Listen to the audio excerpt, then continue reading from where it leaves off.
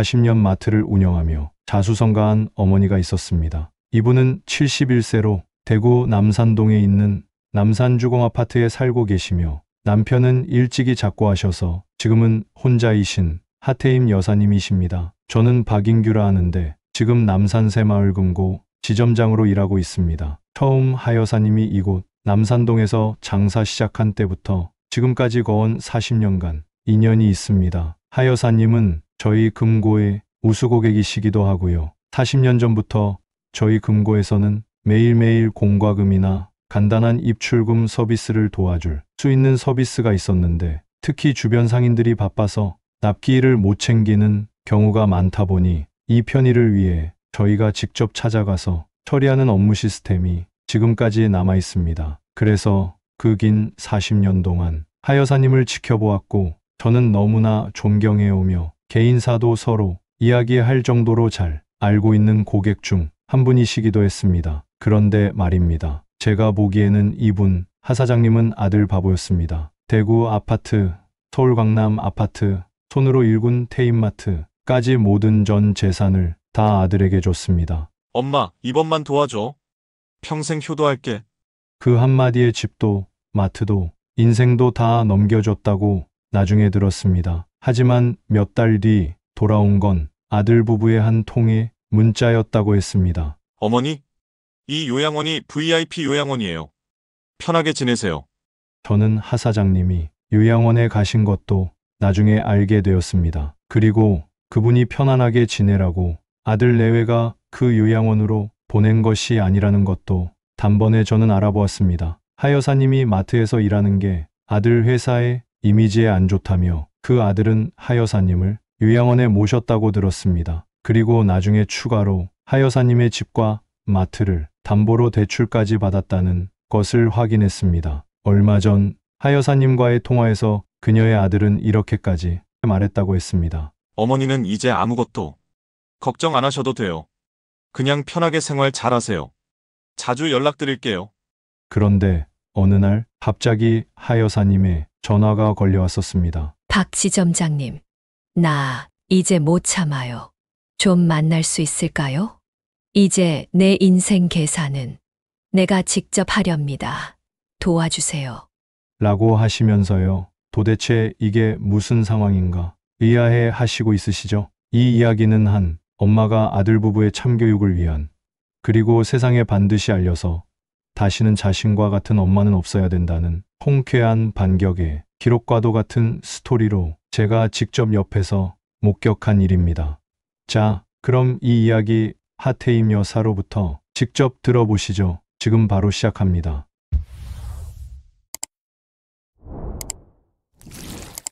대구 남산동의 이 요양원 창문은 낮에도 햇빛이 잘 들지 않습니다.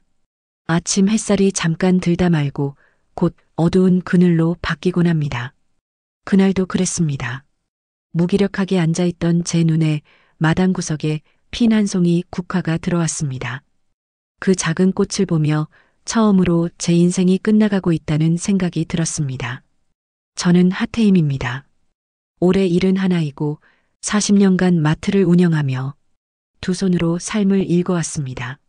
언젠가쯤은 조용히 늙어갈 수 있겠지, 그렇게 생각했지만 지금 저는 이 낯선 침대 위에서 제 인생의 마지막을 타인의 손에 맡기고 있습니다. 제 삶은 결코 나약하지 않았습니다. 27에 남편을 여의고 갓 돌 지난 아들을 안은 채 남산동 골목에 작은 구멍가게를 열었습니다. 처음엔 컵라면 하나, 과자 몇 봉지 놓고 시작했지만 손님들이 늘고 단골이 생기며 점점 마트로 키워냈습니다. 아이는 제 등에 엎인 채 잠들었고 저는 밤마다 돈통을 세며 희망을 품었습니다. 그렇게 아들 박상민을 대학까지 보냈고 성실하게 살아왔다 자부합니다. 누구보다 부지런했고 누구보다 가족을 위해 살았습니다. 그래서 지금 이 요양원 창에 앉아있는 제가 더 견딜 수가 없습니다. 이게 제가 지은 삶의 결과라면 무엇이 잘못된 걸까요? 며느리가 처음으로 요양원 이야기를 꺼낸 건 한 달 전이었습니다. 어머님, 요즘은 요양시설도 VIP급이에요. 한 달에 300만 원이면 최고 시설에서 지내실 수 있어요. 말은 공손했지만 그 뒤에 깔린 뜻은 명확했습니다. 이제는 당신이 불편합니다. 아들 상민은 멀뚱히 서서 눈을 마주치지 못했습니다. 그 자리에선 아무 말도 하지 않았지만 제 손은 떨리고 있었습니다. 그날 이후 저는 잠들지 못했고 마트 계산대에 앉아 새벽마다 천장을 올려다보며 고민했습니다. 지금 생각하면 그 시점이 제 인생의 전환점이었습니다. 그러나 당시에는 그저 이해해야 한다는 말로 스스로를 설득했을 뿐입니다. 마트는 여전히 사람들이 북적였습니다. 사장님, 이거 세일하죠? 오늘 김치 싸게 나왔네. 이런 소리들이 들려올 때마다 저는 살아있다는 걸 느꼈습니다. 손녀 할인이가 오면 더 환해졌습니다. 할머니, 과자 사줘요. 오늘은 세 봉지까지야. 그렇게 주고받던 일상이 제 삶의 전부였습니다. 그런데 그날 예상치 못한 시간이었습니다. 마트 문을 닫고 계산대를 정리하던 오후 늦게 상민이가 마트로 찾아왔습니다. 평소엔 바쁘다며 얼굴도 잘 비추지 않던 아이였기에 그 등장이 낯설었습니다. 엄마, 잠깐 시간 있으세요? 말투가 흔들리고 있었습니다. 저는 불길함을 직감했습니다. 회사 다 망했어요. 담보로 잡혔던 것들도 다 날아갔고, 지금은 직원들 월급도 못 주고 있어요. 상민의 입에서 나온 첫 마디였습니다. 그제야 알아차렸습니다. 이 아이는 부탁을 하러 온 겁니다. 그는 울먹이며 말했습니다. 엄마, 이번만 도와주면 평생 효도할게요. 저는 아무 말도 할 수 없었습니다. 머리는 복잡했고 가슴은 먹먹했습니다. 겨우 물었습니다. 얼마나 필요한데? 상민은 떨리는 목소리로 대답했습니다. 15억 정도요. 회사 부채가 그 정도예요. 저는 평생 마트에서 돈을 만지며 살아왔지만 15억이라는 숫자는 제게 너무도 멀었습니다. 그날 밤 가지고 있던 모든 통장이 들어있는 조그만 가방을 들고 집으로 돌아온 저는 처음으로 인생의 계산이 틀렸다는 걸 느꼈습니다. 잠을 이루지 못한 새벽, 저는 전등도 켜지 않은 침대 위에서 한참을 앉아 있었습니다. 가방에 든 통장을 꺼내 손에 쥐고 있었지만 쉽게 결정을 내릴 수는 없었습니다. 제 전 재산이 그 안에 있었고 그것은 곧 제 삶의 흔적이었습니다. 하지만 아들의 눈물과 손녀의 얼굴이 자꾸 떠올라 결국 은행 문이 열리는 시간에 맞춰 나섰습니다. 남산동 새마을 금고는 마트 맞은편의 자리에 있었습니다. 40년을 거래하며 저를 가장 잘 아는 사람 박인규 지점장이 나와 있었습니다. 하 여사님, 웬일이십니까? 저의 방문에 그는 놀라며 맞이해 주었습니다. 저는 조용히 앉아 말했습니다. 상민이한테 집을 넘겨주려 합니다. 박 지점장은 긴 한숨을 내쉬었습니다. 중요하신다는 말씀이십니까? 저는 고개를 끄덕였습니다. 대출은 마음에 걸려서요. 차라리 그냥 줘버리는 게 낫겠습니다. 그의 표정은 무거웠습니다. 어머님, 신중히 생각하세요. 한 번 명의가 넘어가면 돌이키기 어렵습니다. 법적으로는 부모 자식이라도 재산권은 철저합니다. 그의 말은 틀리지 않았습니다.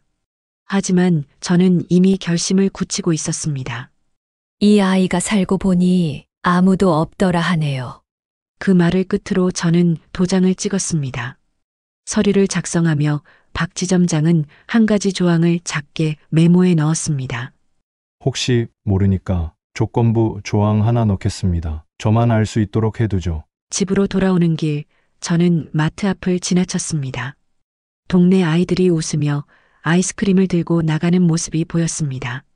문득 상민이의 어린 시절이 떠올랐습니다. 엄마, 나 과자 하나만 더 먹으면 안 돼? 3개면 충분해.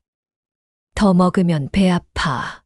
그렇게 조르고 울던 아이 새벽마다 제 등을 토닥이며 잠들던 그 작은 손이 생각났습니다.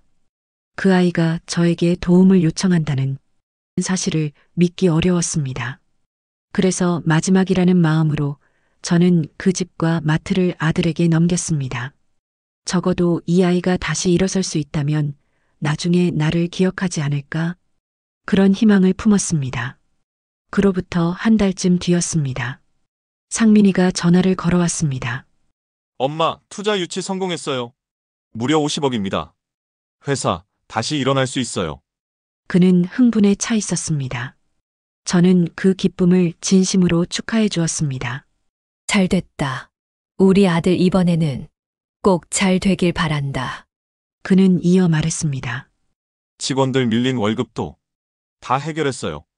진짜 다 엄마 덕분이에요. 그 말에 저는 왠지 모르게 울컥했지만 참고 말했습니다. 그래. 엄마는 내가 잘 되기만 하면 돼. 그 말이 진심이었는지 아니면 스스로를 다독이기 위한 위로였는지 저도 모르겠습니다. 다만 그 순간 그 아이의 목소리에 진심이 담겨 있다고 믿고 싶었습니다. 상민의 사업이 다시 살아나면서 처음엔 아들과 며느리가 주말마다 들렀습니다. 반찬도 가져가고 손녀 할인도 자주 데리고 왔습니다. 함께 마트에 들러 장을 보기도 하고 넷이 식탁에 둘러앉아 웃는 날도 있었습니다. 하지만 어느 순간부터 조금씩 변하기 시작했습니다. 전처럼 매주 오던 아이들이 한 달에 한 번, 두 달에 한 번으로 간격이 멀어졌습니다. 전화를 하면 바쁘다며 끊기 일쑤였고 문자에는 이번 주엔 회식, 할인이 학원 같은 짧은 답변만 돌아왔습니다. 저는 이해하려 했습니다. 회사가 커졌으니 바쁠 수밖에 없다고, 그것도 성공의 과정이라며 말입니다. 하지만 마음 한편이 서서히 무너지는 것을 느꼈습니다.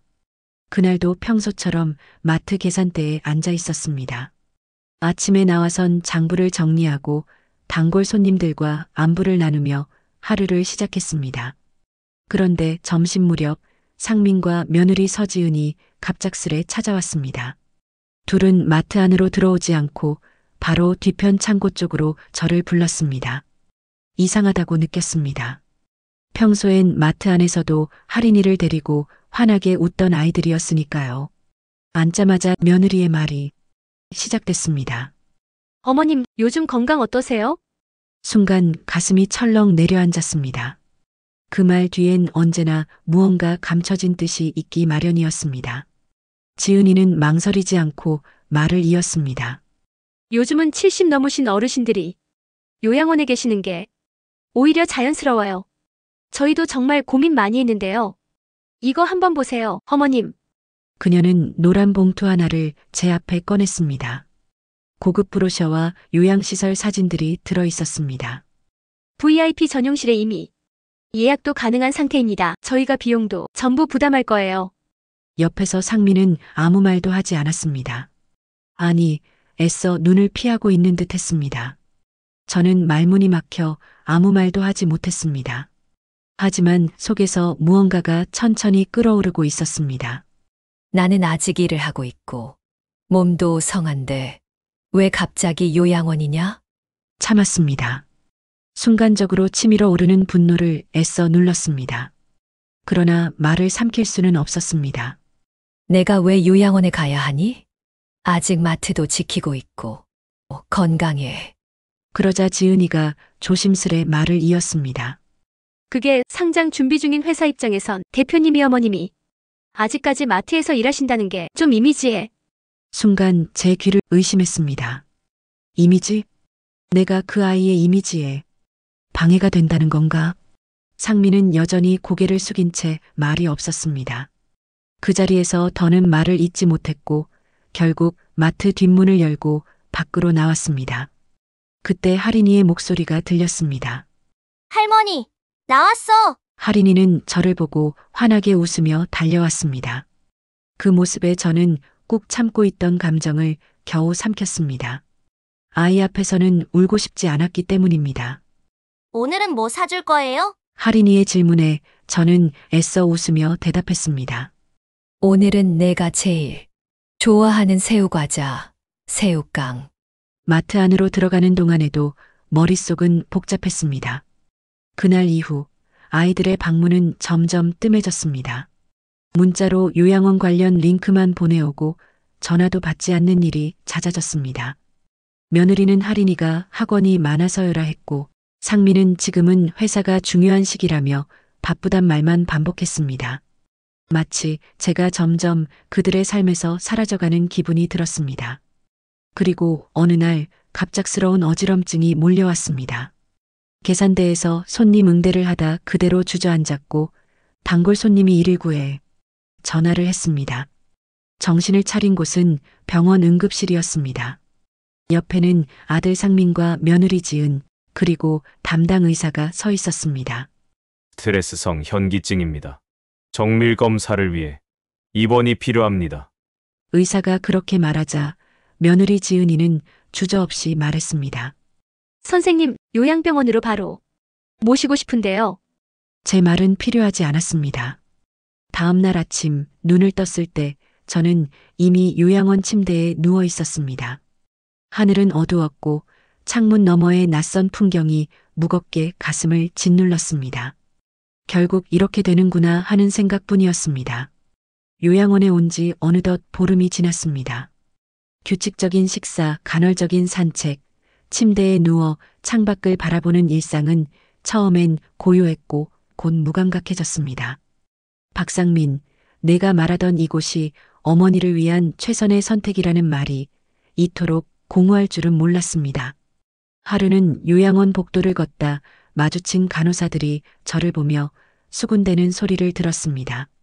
2호실 할머니 있잖아. 아들이 그 상장 준비 중인 회사 대표라며. 응, 그 잘 나가는 기업. 근데 왜 여기로 모셨대? 멀쩡하신데. 그 말을 듣는 순간 저는 발걸음을 멈추고 복도 끝 창가에 등을 붙인 채 가만히 숨을 골랐습니다. 나도 몰랐던 내 이야기를 남들이 더 잘 알고 있다는 사실이 무서웠습니다. 며칠 뒤 요양원 로비에서 TV를 보던 중 아들 상민이 나왔습니다. 가족 중심 경영이라는 주제로 진행되는 벤처기업 특집 방송이었고 상민은 카메라 앞에서 환하게 웃고 있었습니다. 저희는 진짜 가족처럼 운영되는 기업입니다. 구성원 모두가 하나의 울타리 안에 있습니다. 그 말을 들은 순간 등골이 오싹했습니다. 나는 그 울타리 밖에 버려졌구나. 방송을 함께 보던 다른 할머니가 제게 물었습니다. 어머, 저기 나오는 분이 아드님이에요? 저는 그 순간 아무 대답도 할 수 없었습니다. 입이 얼어붙었습니다. 하지만 그분은 이어 말했습니다. 제 조카가 그 회사 다니는데 어머님 집을 담보로 대출 받았다던데요? 그 말이 끝나기 무섭게 제 심장은 고장난 시계처럼 뛰기 시작했습니다. 또 대출. 그것도 내 집을 담보로? 그날 밤 저는 잠들 수 없었습니다. 머릿속에서 반복되는 말들. 모든 게 끝났다고 했잖아. 이제 괜찮다고 했잖아. 다음 날 오전 저는 몰래 요양원 외출 허가를 받아 마트 맞은편 박인규 지점장이 있는 새마을 금고로 향했습니다. 지점장은 놀란 눈으로 저를 맞았고 저는 곧장 물었습니다. 상민이 또 내 집으로 대출 받았죠. 박 지점장은 조용히 파일을 꺼내더니 고개를 끄덕였습니다. 예, 지난달에 대표 명의로 신청됐고 어머님 명의라 가능한 조건이었습니다. 근데 저는 몰랐어요. 그는 조용히 한 장의 복사본을 내밀었습니다. 그런 줄 알고 제가 예전에 넣어드린 조건 아직 살아 있습니다. 그 복사본엔 증여자 요청 시 계약 무효라는 문구가 박혀 있었습니다. 그 순간 저는 박인규 지점장이 왜 항상 저를 말없이 지켜보았는지 알 것 같았습니다. 지점장님, 그때 조용히 이 증여자 요청 시 계약 무효란 걸 넣어 놓으셨네요. 혹시 모르니까요. 40년 거래한 고객을 제가 어떻게 버립니까? 그의 말에 저는 고개를 숙였습니다. 그러고는 입술을 굳게 다물었습니다. 그 길로 다시 요양원으로 돌아왔고 방에 들어와 조용히 침대 머리맡 서랍을 열었습니다. 그 안엔 며느리가 사다 준 수입과자 상자가 쌓여 있었습니다. 그러나 지금 내게 필요한 건 그 과자도 고급빵도 아닌 내 이름으로 된 존재감이었습니다. 그리고 그 순간 저는 무언가를 결심했습니다. 며칠 뒤 누군가 조심스레 요양원 문을 두드렸습니다. 손녀 박하린이었습니다. 혼자였습니다. 서울 사는 하린이가 어떻게 왔는지 궁금했습니다. 할머니, 나 그냥 보고 싶어서 왔어. 선물을 할머니에게 주고 싶어서. 할머니 병원 있는데 꼭 찾아뵈어야 한다고 학교에서 배웠어. 그래서 KTX 타고 왔어. 아이의 손엔 크레파스 그림 한 장이 들려 있었습니다. 사랑해요. 할머니, 꼭 병 빨리 나으세요. 할머니 마트에서 과자 먹고 싶어요. 그 말을 듣고 그 그림을 품에 안은 순간 저는 마음 깊은 곳에서 올라오는 울음을 절대 참을 수가 없었습니다. 손녀 앞이지만 울었습니다. 이 아이를 위해서라도 이대로 포기할 수 없다는 결심이 더 강해졌습니다. 바로 그날 저는 박인규 지점장에게 전화를 걸었습니다. 지점장님, 테임마트입니다. 혹시 그 조건 조항을 활용할 수 있는 방법 알려주세요. 드디어 결정하셨군요. 네, 잘하셨습니다. 부모, 자식 간이라도 진짜 해야 할 계산은 해야 하니까요. 그는 그렇게 말하며 조용히 제 편이 되어 주었습니다. 요양원 침대에 앉아 할인이가 남긴 그림을 바라보았습니다. 네모난 스케치북에 크레파스로 그린 집, 마트, 그리고 그 옆에 웃고 있는 할머니가 있었습니다. 그런데 그림 하단엔 작고 삐뚤한 글씨로 이렇게 적혀 있었습니다. 할머니는 지금 요양원에 갇혀 있어요. 도와주세요. 저는 그 문장을 보는 순간 목이 메었습니다. 그 어린아이가 나를 구해달라고 외치고 있었습니다. 단지 보고 싶다는 말만 한 줄 적힐 줄 알았던 손녀의 그림에서 저는 상상 이상의 감동과 자극과 위안을 받았습니다. 이 그림이 앞으로 어떻게 쓰일지를 혼자 조용히 상상했습니다. 그리고 그날 밤 저는 그림을 휴대폰 사진으로 찍고 마트에서 일하던 직원에게 전송했습니다. 혹시 내가 이걸 써줄 수 있을까? 마트에서 일하던 직원 정희는 20년 가까이 저와 함께한 동료였습니다. 사장님, 저 이거 보고 울었습니다. 당연히 돕죠. 그녀는 할인이의 그림과 함께 저의 요양원 사연을 간단히 요약해 SNS에 올렸습니다. 해시태그에는 상장회사 대표 엄마, 요양원에 버려진 어머니, 그리고 마트 사장님의 눈물이 붙었습니다. 그 글은 예상보다 훨씬 빠르게 퍼졌습니다. 수십 개의 댓글이 달리고 리트윗이 이어졌습니다. 진짜야? 이 회사 가족회사 이미지로 유명한데 우리 엄마 생각나서 너무 마음 아프다. 대중의 공감은 빠르게 움직였고 테임마트의 동료인 정희는 곧 전화를 받았습니다. 한 다큐멘터리 제작 PD로부터였습니다. 이거 방송으로 다뤄도 되겠습니까? PD는 진지한 목소리로 말했습니다. 요즘 효도, 마케팅이 유행이라 가족 이미지로 포장하는 기업들이 많은데 실제로는 버려진 어머니들이 너무 많습니다. 어르신 사연을 보니 이건 꼭 알리고 싶습니다. 처음으로 누군가가 내 상황을 알리고 싶다고 말해주었습니다. 저는 조용히 고개를 끄덕였습니다. 마음대로 하세요. 단, 할인이는 모르게 해주세요. 그 아이 마음 다칠까봐. 다큐팀은 곧장 요양원에 방문해 인터뷰와 영상 촬영을 시작했습니다. 단정한 제 모습을 담기 위해 간호사들도 메이크업을 도와주었습니다. 카메라 앞에 앉아 조심스레 말문을 열었습니다. 나는 하태임입니다. 남산동에서 40년간 마트를 지킨 사람이었습니다. 그런데 지금은 내 이름으로 된 아무것도 없이 여기 앉아 있습니다. 촬영 도중 PD는 제 손에 들린 할인이의 그림을 클로즈업하며 물었습니다. 이 그림 손녀가 그린 거죠? 저는 잠시 웃다 말고 눈시울이 붉어졌습니다. 이 아이가 날 구해줬습니다. 그는 침묵을 지켰고 카메라 뒤에서 촬영 감독이 조용히 고개를 끄덕였습니다. 이 한 장의 그림이 세상을 움직일 수 있을까요? 그날 저녁 PD는 편집본 일부를 상민의 회사 PR팀에 보냈습니다. 반응은 예상대로 곧장 터졌습니다. 이건 명예훼손입니다. 방송하지 마세요. 하지만 PD는 단호히 말했습니다. 진실을 말하는 게 죄가 되는 사회라면 우린 방송을 할 이유가 없습니다. 그는 이어 뉴스팀과 협의하며 편성 일정을 확정지었습니다. 방송일은 다음 주 화요일 저녁 8시 프라임 타임, 누구보다 많은 이들이 보는 시간대였습니다. 며칠 뒤 요양원 창가에 앉아 커튼을 젖히고 바람을 쐬고 있을 때였습니다. 박인규 지점장에게서 전화가 왔습니다. 하 여사님, 이제 진짜 시작하셔야 할 것 같습니다. 방송 나가면 법적으로도 움직일 수 있습니다. 저는 숨을 고르며 대답했습니다. 준비됐습니다. 이젠 그 누구의 허락도 필요하지 않아요. 그는 곧 서류를 보내오겠다 했고 저는 마지막 서명란을 손에 쥔 채 묵직하게 펜을 들었습니다. 하태임이라는 이름 석자를 천천히 써내려가며 저는 속으로 말했습니다. 이제 내 인생의 계산은 내가 합니다. 다음 주 화요일 내가 나를 되찾는 날이 될 것입니다. 화요일 저녁 방송이 시작되기 전 요양원 거실엔 평소보다 많은 어르신들이 모여 있었습니다. 간호사들도 다소 긴장한 얼굴로 리모컨을 손에 쥐고 있었고 저는 조용히 한쪽 구석에 앉아 있었습니다. 화면이 열리자 상민의 회사 건물이 크게 클로즈업 됐습니다.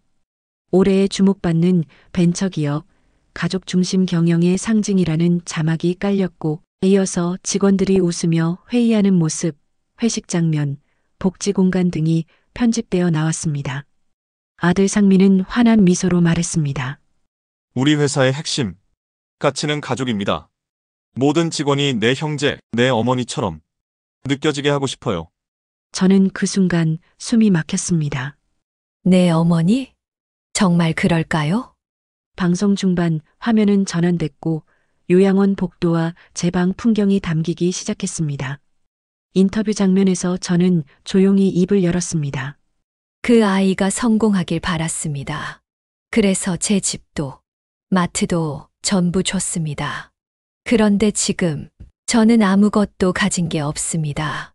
제 목소리는 떨리지 않았고 편집도 과장 없이 담담하게 이어졌습니다.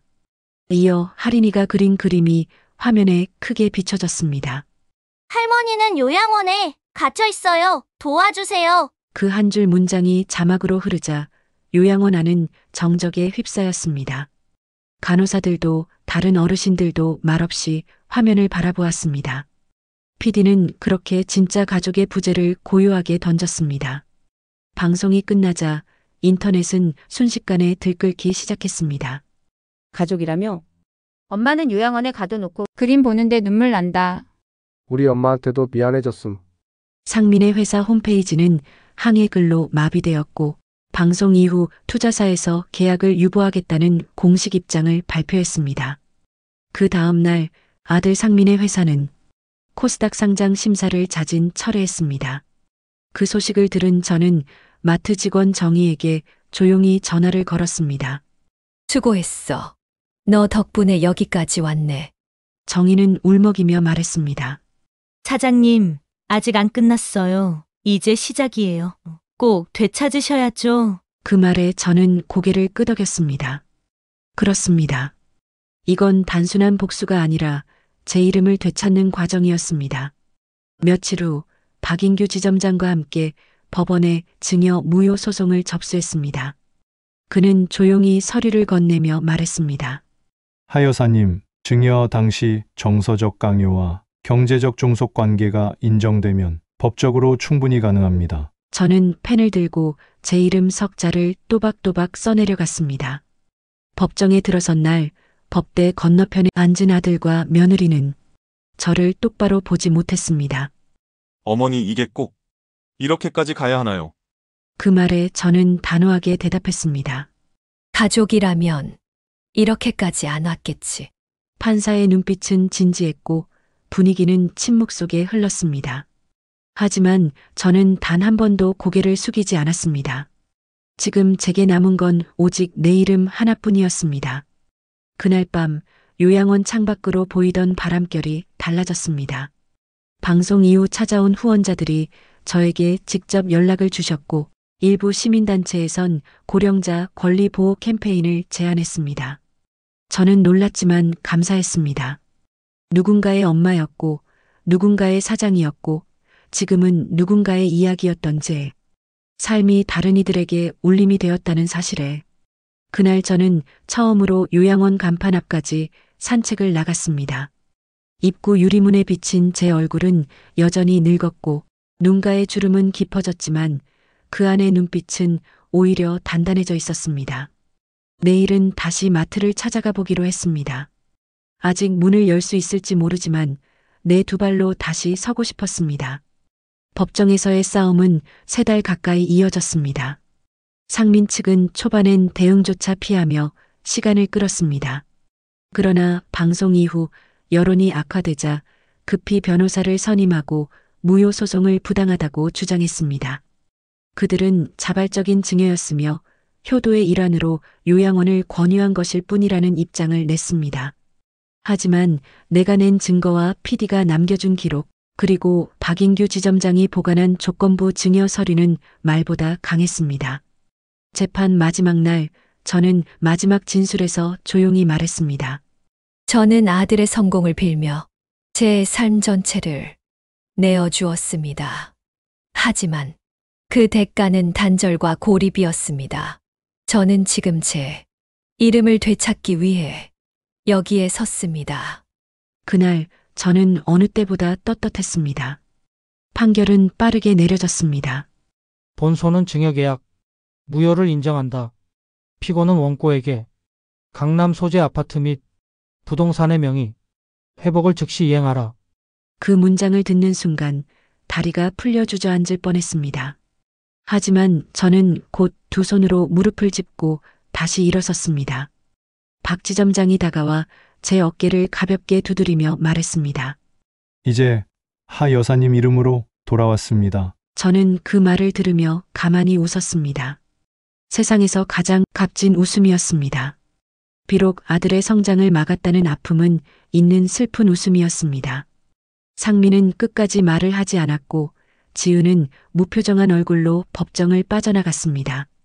하지만 그들의 표정보다 중요한 건 이제부터 제 삶이 다시 내 이름으로 시작된다는 사실이었습니다. 그 주 토요일 저는 새로 명의가 복구된 남산동 마트의 현관문을 환하게 다시 열었습니다. 먼지 낀 유리문을 닫고 계산대에 새로 흰포도 깔았습니다. 동네 아주머니들이 몰려와 어머, 사장님 돌아오셨네요. 라며 반겼고 정희는 아침 일찍부터 와서 매대를 정리해 주었습니다. 사장님, 새우과자는 여전히 여기 있답니다. 그 말에 웃음이 났습니다. 마트 안에 다시 불이 켜지고 진열대에 햇살이 비추자 40년 전 처음 가게를 열던 날처럼 가슴이 뛰었습니다. 할인이도 그날 오후에 찾아왔습니다.